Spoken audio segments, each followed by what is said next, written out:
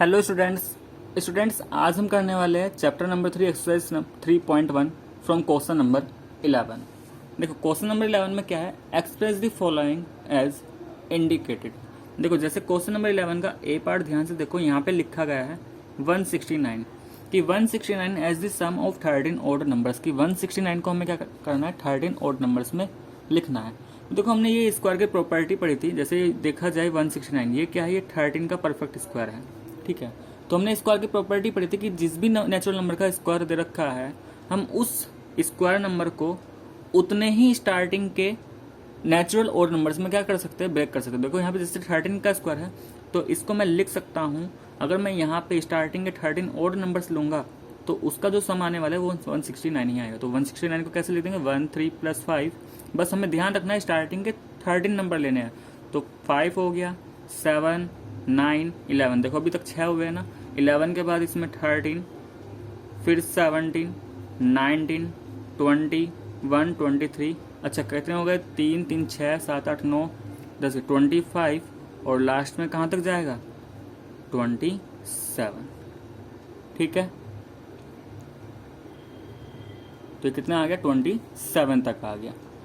ठीक है, सिमिलरली इसमें बी वाला पार्ट भी देखो, बी वाला पार्ट भी ऐसे ही करना है। बी वाले पार्ट में बस क्या दे रखा है, 256 दे रखा है। तो देखो 256 किसका स्क्वायर होता है, हमें पता है ये 16 का स्क्वायर होगा। जब इसका प्राइम फैक्टराइजेशन करके देखोगे तो ये किसका स्क्वायर आएगा, 16 का ही आएगा।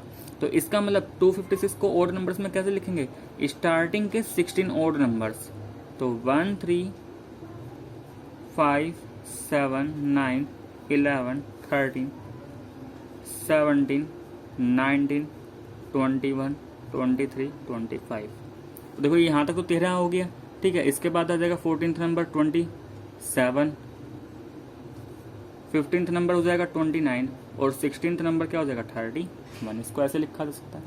ठीक है, तो ये हो गया हमारा क्वेश्चन नंबर 11। नेक्स्ट है हमारे पास क्वेश्चन नंबर 12।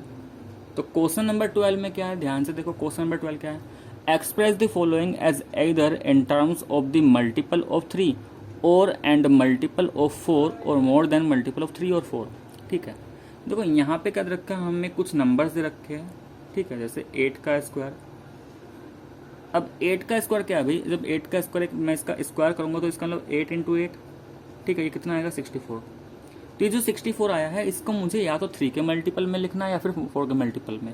तो हमने प्रॉपर्टीज भी पढ़ी थी कि किसी भी परफेक्ट स्क्वायर को या तो 3 के मल्टीपल में लिखते हैं, 4 के मल्टीपल में, तो या तो रिमाइंडर 0 मिलता है या फिर रिमाइंडर 1। तो ऐसे ही यहाँ पे लिखना है। तो देखो अगर मैं 64 को 3 के मल्टीपल में लिखता हूँ तो मुझे क्या मिलेगा, कितना आएगा ये, 3 से अगर 3 के मल्टीपल में लिखेंगे तो 3 × 21 + 1। अच्छा कैसे आता है इसको भी हम देख ही लेते हैं। ठीक है भाई, सीधे सीधे क्या करूँ, अगर मुझे 3 के मल्टीपल में लिखना है तो इसको 3 से डिवाइड कर दो। तो देखो 3 × 2 = 6 जाएगा। अब ये तो पूरा यहाँ पे 4 उतार लेंगे तो 4 कितना टाइम्स जाएगा, 1 टाइम्स जाएगा। तो कितना बचा, देखो तो ये अब देखो इसको लिखना कैसे है कि जो डिवाइजर है जिससे डिवाइड कर रहा हूँ उसको किससे मल्टीप्लाई करना है, कोसेंट से। ठीक है, जो यहाँ पे आता है वो क्या होता है, कोसेंट, और उसमें क्या ऐड कर देना, रिमाइंडर। तो इसको हमने क्या लिख दिया, 3 × 21 + 1।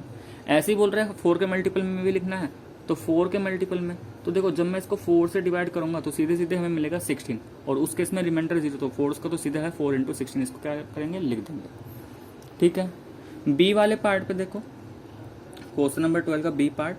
बी पार्ट में हमें क्या गिवन है, बी पार्ट कहाँ गया, बी पार्ट ये रहा। देखो क्वेश्चन नंबर 12 बी पार्ट क्या है, यहाँ पे 12 स्क्वायर। तो 12 स्क्वायर को कैसे लिखेंगे हम, सबसे पहली बार 12 स्क्वायर किसके बराबर होगा, 12 स्क्वायर होता है 144 के बराबर। अब देखो अगर मैं 144 को 3 से डिवाइड करूं तो कितने टाइम्स, 3 4 = 12, 2 बचेगा 24, 3 8 = 24। इसका मतलब जब 3 से डिवाइड किया तो रिमाइंडर 0, तो इसका मतलब 144 को कैसे लिखा जा सकता है, 3 × 48। अगर मैं 144 को 3 के मल्टीपल में लिखता हूं तो 3 × 48 बनेगा। लेकिन अगर इसी नंबर को मैं 4 के मल्टीपल में लिखूं तो 4 से डिवाइड करके देख लो भाई, यहाँ पे 4 3 = 12, रिमाइंडर यहाँ पे 2 बचेगा जब माइनस करेंगे, ऊपर से 24, 3 8 = कितना, 24, रिमाइंडर क्या बचा, 0। इसका मतलब जब 4 के मल्टीपल में लिखना चाहेंगे तो 4 × कितना, 38। ठीक है, अच्छा ये 38 ही आएगा, 4 6 = 24 होता है ना, तो यहाँ पे तो ये 36 आएगा। इससे कैसे गलती हो रही है भाई? ठीक है, अब देखो लास्ट क्वेश्चन नंबर 12 का सी पार्ट में क्या है, 17 का स्क्वायर, इसको ब्रेक करना है। और 17 का स्क्वायर देखो 20 तक स्क्वायर सभी को याद होने ही चाहिए कम से कम, और 20 नहीं कम से कम 30 तक तो याद कर ही लो, ठीक है, क्योंकि जरूरत पड़ती रहती है। अब यहाँ पे भी मैं 17 के स्क्वायर में 17 × 17 करके देखूँ, उससे बहुत टाइम कंज्यूमिंग होता है, ठीक है। तो कम से कम एटलीस्ट 30 तक तो हमें याद हो। अब देखो जैसे यहाँ पे 17 अब मुझे क्या करना है, 289 को 3 के फैक्टर में करना है ना, तो 289 को हम डिवाइड करेंगे 3 से।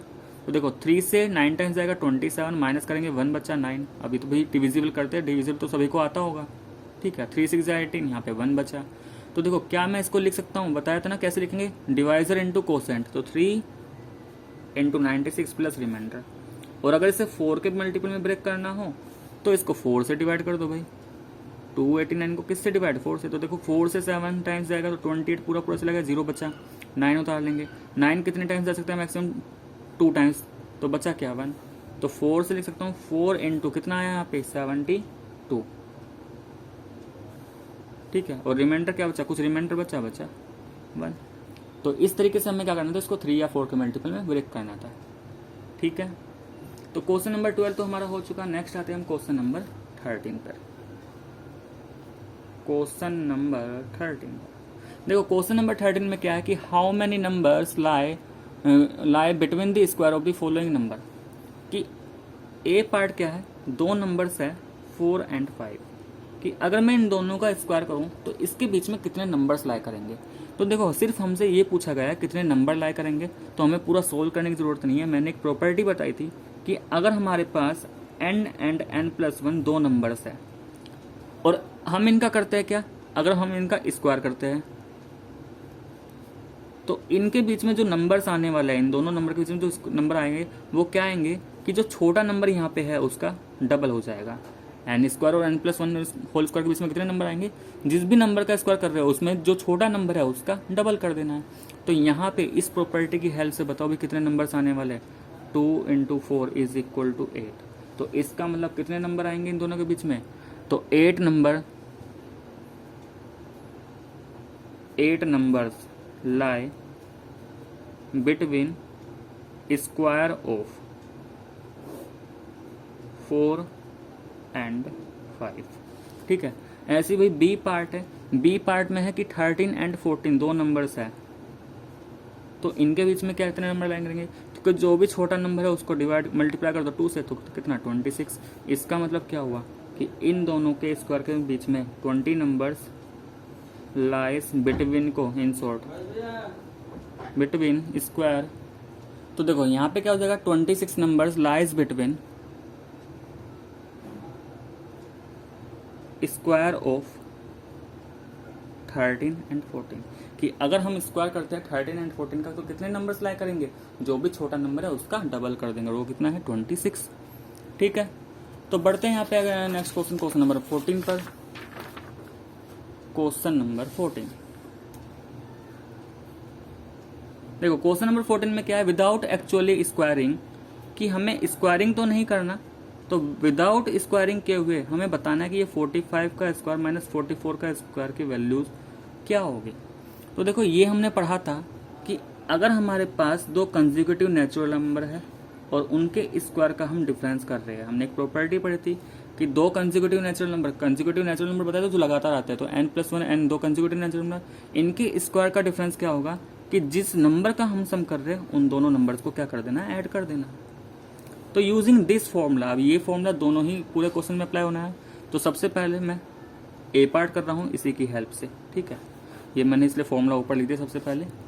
अब मैं यहाँ पे ए पार्ट कर रहा हूँ, ए पार्ट क्या है 45 स्क्वायर माइनस 44 स्क्वायर। तो देखो भाई यहाँ पे अगर n था तो ये n+1 है ना, इसका मतलब अगर ये 44 तो ये 44 + 1 यानी कि 45, ठीक है। तो कितना हो जाएगा, यहाँ पे दोनों नंबर्स का सम कर लेंगे। तो देखो यही तो था कि जिस भी नंबर का स्क्वायर कर रहे हैं, यहाँ पे स्क्वायर था n+1 का तो यहाँ पे n+1, यहाँ पे स्क्वायर था n का तो यहाँ पे n, और उनका सम। तो हम क्या कर लेंगे, अबाव फॉर्मूले की हेल्प से दोनों को ऐड कर लेंगे, ठीक है। तो ये हो जाएगा हमारा कितना, 4 + 5 9 एंड 4 + 4 89। तो कितना आ गया ये हमारा 89 आ गया, ऐसी बी पार्ट में क्या दे रखा है, हमें फाइंड करना है 205 स्क्वायर माइनस 204 स्क्वायर। तो ये क्या बन जाएगा, ये आ जाएगा 205 प्लस 204, कितना हो जाएगा 5 प्लस 4 9, ये 0 2 2 4, तो ये आ गया 409।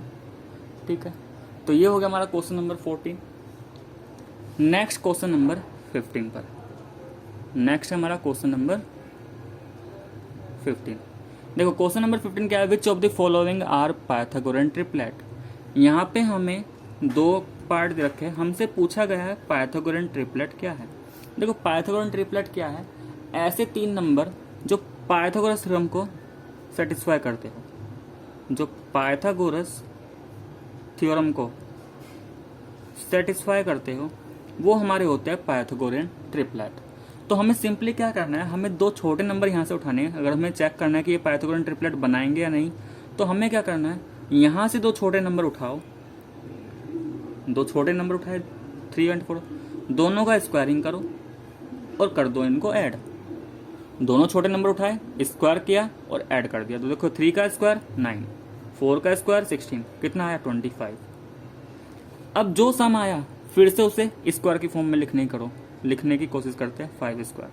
तो ध्यान से देखो, जैसे ही मैंने इन छोटे नंबर्स का स्क्वायर किया और सम किया, तो मुझे बड़े नंबर जो था, यहाँ पे बड़ा नंबर था, उसका स्क्वायर मिल रहा है। इसका मतलब ये तीनों नंबर्स क्या बना रहे हैं, हमारे पाइथागोरन ट्रिपलेट बनाएंगे। ठीक है, तो 3 4 5 फॉर्म्स पाइथागोरियन ट्रिपलेट। तो ये तो पाइथागोरियन ट्रिपलेट बना रहे हैं। ऐसे ही इसके सेकंड पार्ट को चेक कर लेते हैं। सेम इसी तरीके से सेकंड पार्ट इसका चेक करते हैं। तो देखो सेकंड पार्ट में जो नंबर दे रखे हैं बी पार्ट में, वो नंबर क्या है, 6 है, 8 है एंड 10 है। तो पूछा गया इनमें से कौन सा पाइथागोरन ट्रिपलेट है। तो सेम प्रोसीजर, छोटे नंबर उठाते हैं, दोनों नंबर का स्क्वायरिंग करते हैं और कर देते हैं ऐड। तो कितना मिलने वाला 36 और ये 64, ऐड करेंगे 100। तो ध्यान से देखा जाए 10 का स्क्वायर, तो देखो हो क्या है, जैसे मैंने दो छोटे नंबर्स लिए, तो ये जो यहाँ पे बड़ा नंबर है उसी का स्क्वायर हमें गिवन है। इसका मतलब 6 8 10 क्या बना रहे हैं, यहाँ पे पाइथागोरन ट्रिपलेट बना रहे हैं।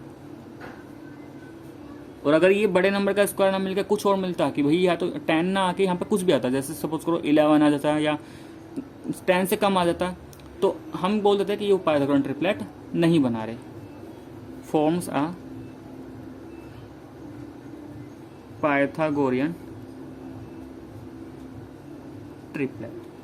क्लियर है यहाँ तक। तो ये तो हो गया हमारा क्वेश्चन नंबर 15।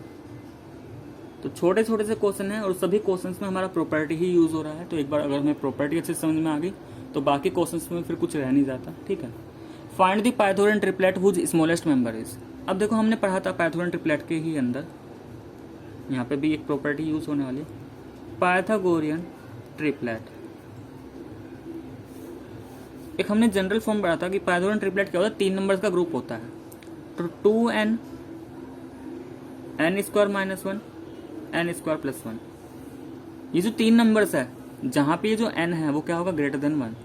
ये 3 नंबर्स यहाँ पे अगर n की वैल्यू क्या है, यहाँ पे ग्रेटर देन 1 रखते हैं, यानी कि 2 3 4 ऐसा रखते हैं, तो हमेशा क्या मिलेगा, पाइथागोरियन ट्रिपलेट मिलेगा। तो यहाँ पे ये बोला गया है कि ए पार्ट में क्या है, यहाँ पे जैसे 20 दे रखा है कि ये 20 क्या है, पाइथागोरियन ट्रिपलेट का सबसे छोटा मेंबर है। तो देखो ये जो 2n होता है ये हमारा स्मॉलेस्ट मेंबर होता है। तो इसका मतलब ये हमें 2n दे रखा है 20, 2n 20 है, तो n की वैल्यू क्या हो जाएगी 20/2, तो n कितना आ गया 10। तो इसका मतलब n कितना है 10। तो ये जो पाइथागोरियन ट्रिपलेट लिखा है, हमें क्या करना है, बाकी दोनों मेंबर जो यहाँ पे n स्क्वायर माइनस 1 है, n स्क्वायर प्लस 1 है, 10 की हेल्प से निकालेंगे। तो देखो n स्क्वायर माइनस 1 कितना आएगा, 10 स्क्वायर माइनस 1, 10 का स्क्वायर 100 माइनस 1, इसका मतलब 99। ऐसे दूसरा मेंबर क्या हो जाएगा n स्क्वायर प्लस 1, तो ये क्या हो जाएगा 10 का स्क्वायर प्लस 1, इसका मतलब 100 प्लस 1, तो ये आ गया 100 प्लस 101। तो जो पाइथागोरियन ट्रिपलेट यहाँ पे बने वो क्या बने, 20 तो दे ही रखा है सबसे छोटा मेंबर, दूसरा मेंबर क्या है इसका 99 और तीसरा क्या है 101।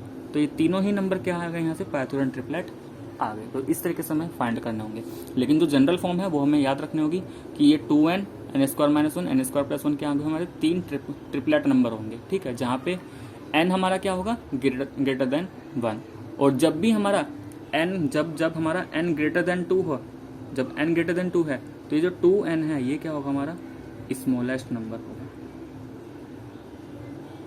स्मॉलेस्ट नंबर ठीक होगा।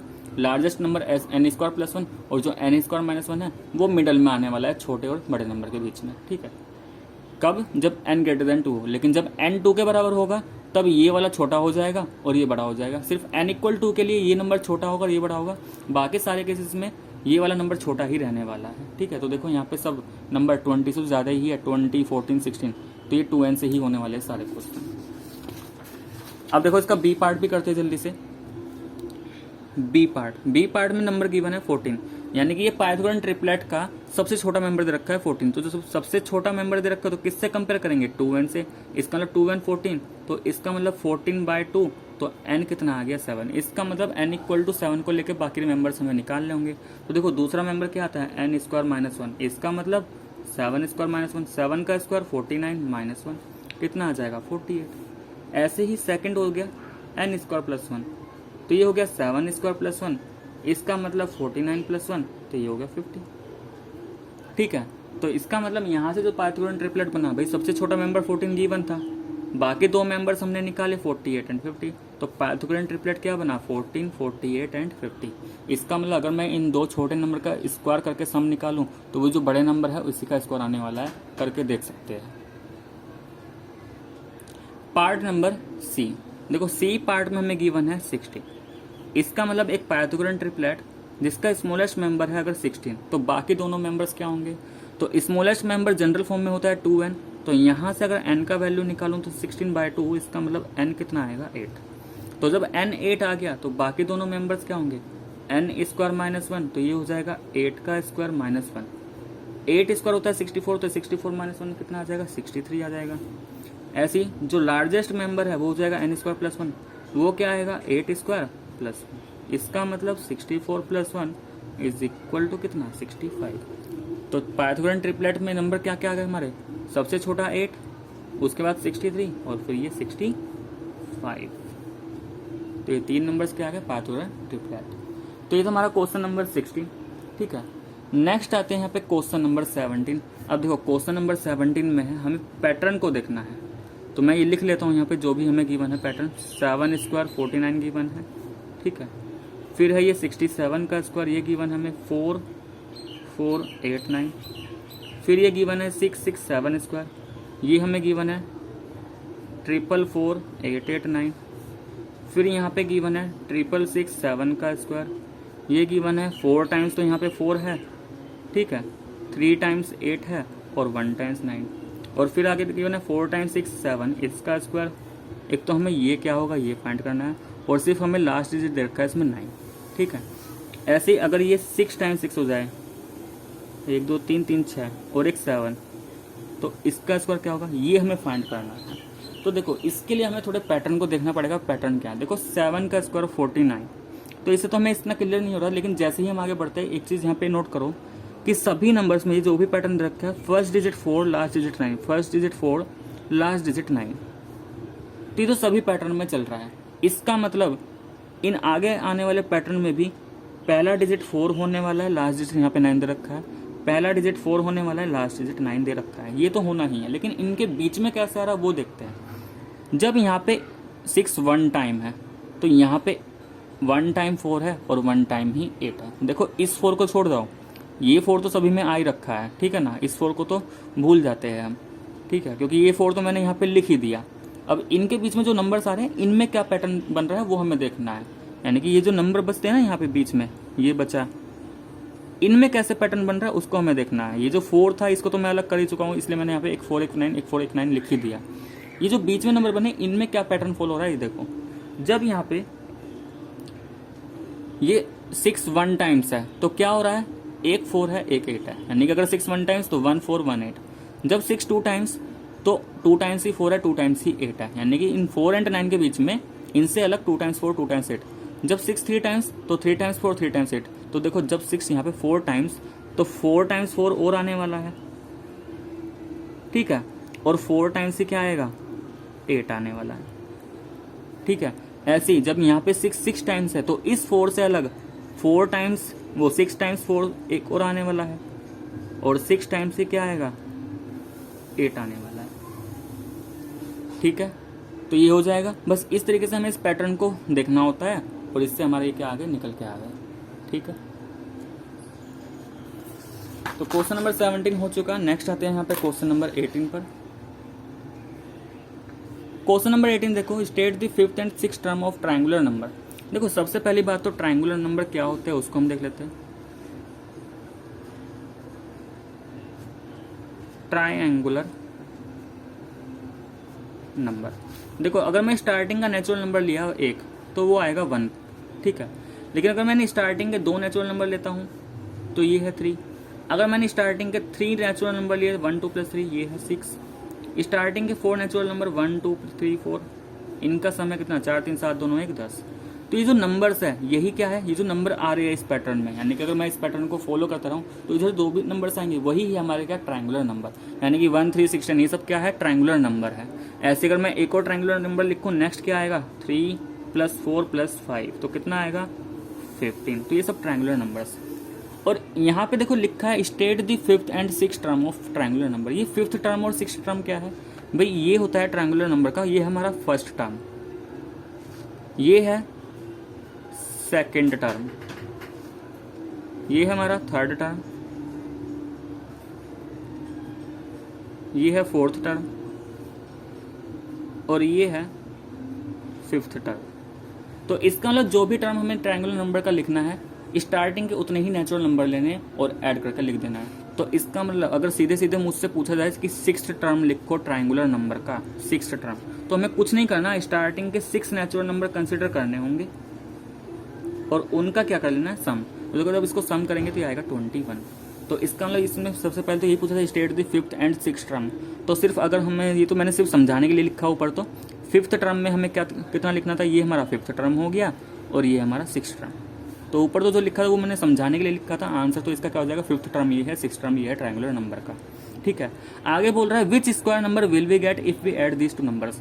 मतलब ये जो ट्रायंगुलर नंबर आया 5th टर्म और 6th टर्म का ट्रायंगुलर नंबर, देखो ट्रायंगुलर नंबर बताया ना, जो सम करके आता है वो है ट्रायंगुलर नंबर। तो ये जो 2 नंबर्स आए अगर मैं इनको ऐड करता हूँ तो मुझे किस नंबर का स्क्वायर मिलेगा। तो देखो जो हाईएस्ट टर्म है उसी का स्क्वायर मिलने वाला है। देखो 15 + 21 कितना 36, इसका मतलब 6 का स्क्वायर है ना। तो जब भी हम 2 कंसेक्यूटिव टर्म को ट्रायंगुलर नंबर के टर्म को ऐड करेंगे तो जो उसमें हाईएस्ट टर्म है हमें उसी का क्या मिलने वाला है स्क्वायर।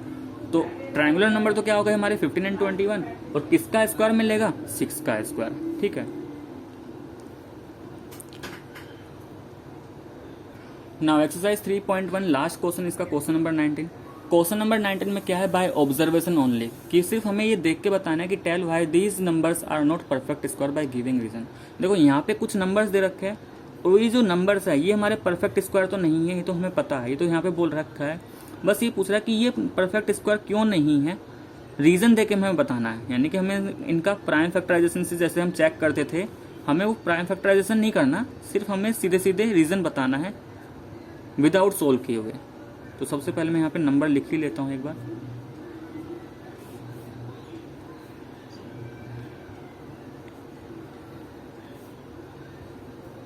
देखो यहाँ पे देखो सबसे पहले इस नंबर में यहाँ पे जो 0 है वो कितने हैं 3 है। 3 का मतलब क्या है ओड टाइम, ओड है। ठीक है, तो number of zeros are odd. तो ये परफेक्ट स्क्वायर किस लिए नहीं है, क्योंकि नंबर ऑफ जीरोज क्या है यहाँ पे ओड है।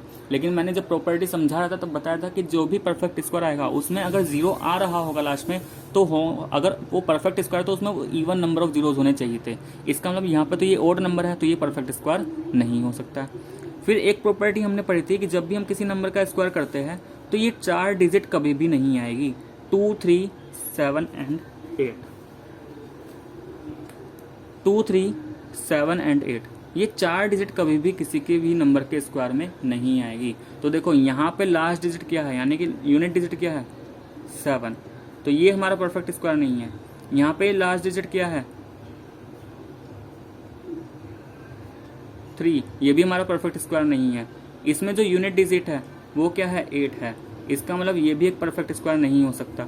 इसमें यूनिट डिजिट क्या है 2 है, इसका मतलब ये भी परफेक्ट स्क्वायर नहीं हो सकता, क्योंकि जिस भी नंबर में यूनिट डिजिट 2 3 7 8 है वो परफेक्ट स्क्वायर हो ही नहीं सकता, ठीक है। और से फिर से सेम रीज़न जो पहले में था, भाई यहाँ पे भी जो जीरो है, नंबर ऑफ जीरोस कितने हैं, ओड है ना, तो अगर नंबर ऑफ जीरोस ओड है तो ये फिर से क्या, तो ये इसलिए परफेक्ट स्क्वायर नहीं है। तो बस ये रीज़न बताना था कि ये परफेक्ट स्क्वायर क्यों नहीं है। पहले और लास्ट वाले में क्योंकि यहाँ पे नंबर ऑफ जीरोस क्या है, ओड टाइम्स आ रहे हैं, 3 टाइम्स आ रहे हैं, इसलिए नहीं है। और जो ये बीच के 4 है इसमें क्या है, लास्ट डिजिट 2 3 7 8 है, तो ये कभी भी परफेक्ट स्क्वायर के अंदर पॉसिबल नहीं है, तो ये इसलिए परफेक्ट स्क्वायर नहीं है। तो यहाँ पे हमारा एक्सरसाइज 3.1 खत्म हो जाता है। नेक्स्ट क्लास में हम एक्सरसाइज 3.2 स्टार्ट करेंगे। आज के लिए बस इतना ही।